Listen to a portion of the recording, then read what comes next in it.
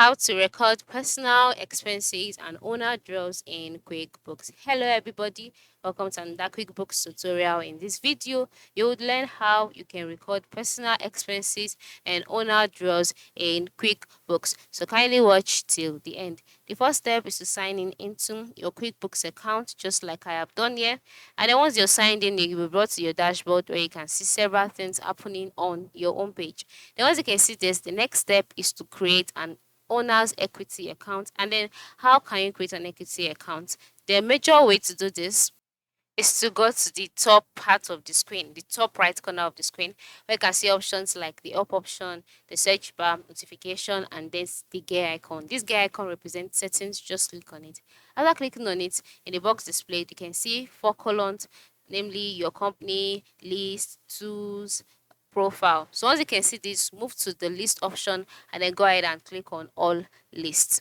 Now on the all list page, you can see the several options displayed. Just go ahead and click on chart of accounts.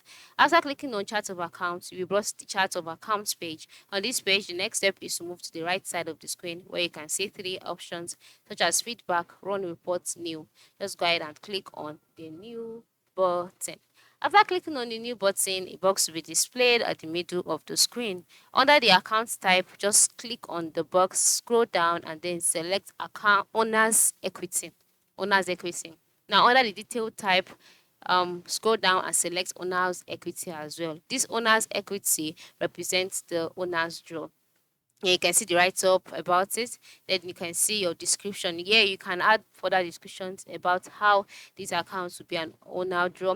And then once you're done, go ahead and click on save and close. And then just like that, these accounts would be added or created. That is the owners, the equity and the owner draws accounts will be created.